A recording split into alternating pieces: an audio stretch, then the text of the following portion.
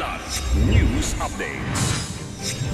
Mga balita ngayon, prinsipal na binaril sa harap ng eskwelahan sa Maguindanao del Sur pumanaw na. Van na may sakay na 14 na pasahero na aksidente sa Tacloba, isang babae patay. Bawas singil sa kuryente ipatutupad ng Meralco ngayong Hunyo. Ako po si Cesar Soriano para ihatid ang nangungunang mga balita sa buong kapuluan ngayon. Binawian na ng buhay sa ospital kaninang umaga ang district supervisor at siya ring punong guro ng Sapacan Central Elementary School sa Raja Buwayan, Maguindanao del Sur na pinagbabaril kahapo. Kinilala ang biktima na si Alaman sa Ambito, residente ng Sultan sa Barongi sa parehong probinsya. Ayon sa ulat palabas ng eskwelahan ng biktima para kumain sa kalapit na tindahan nang bigla itong pinagbabaril ng mga di patukoy na suspect na sakay ng motorsiklo pasado alas 10 ng umaga ng Hunyo 10. Nagawa pang makatakbo ng biktima at humingi ng saklolo sa isang police checkpoint saka isinugod sa ospital sa Dato Hofer.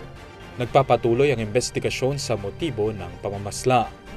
Isang van ng Grand Tours ang nasangkot sa isang malubhang aksidente kahapon sa DZR Airport Road, Barangay 88, San Jose sa Tacloban City. Ayon sa mga ulat, isang babae ang nasawi matapos tumama ang sasakyan sa isang poste sa gilid ng kalsada. Nasa 14 na pasahero ang sakay ng van, kabilang ang isang batang pasahero. 6 sa mga pasahero ang isinugod sa Ace Medical Center Tacloban, habang 4 naman ay dinala sa RTR Hospital para mabigyan ng agarang lunas. Ayon sa kumpanya, ang van ay umalis mula sa terminal ng Grand Tour sa Ormoc bandang alas 10 ng umaga. Ngunit hindi pa nila matiyak kung lahat ng pasahero sa listahan ay sakay ng sasakyan nang mangyari ang aksidente. Patuloy ang investigasyon ng mga otoridad upang malaman ang eksaktong dahilan ng insidente, kabilang ang posibilidad ng depekto sa sasakyan o pagkakamali ng driver. Nakikipag-ugnayan naman ang Grand Tour sa mga pulis at lokal na pamahalaan upang matulungan ang mga naapektuhan.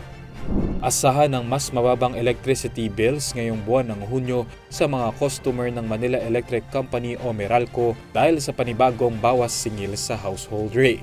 Bunsod ito ng mas mababang generation charge sa kabila ng pagtaas ng transmission charge. Sa isang advisory, inanunsyo ng Meralco na bababa ng 11 centavos per kilowatt-hour power rate para sa June billing period. Ibig sabihin 22 pesos ang mababawas sa bill ng mga kumukonsumo ng 200 kilowatt per hour.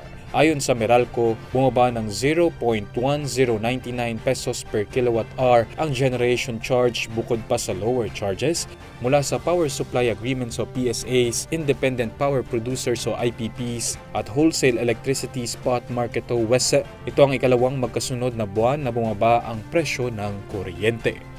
Para sa Kidlat News Channel, ako si Renz Zelenon, nag-uula. Ako po si Cesar Soriano, kasama nyo sa bawat pagputo ng balita.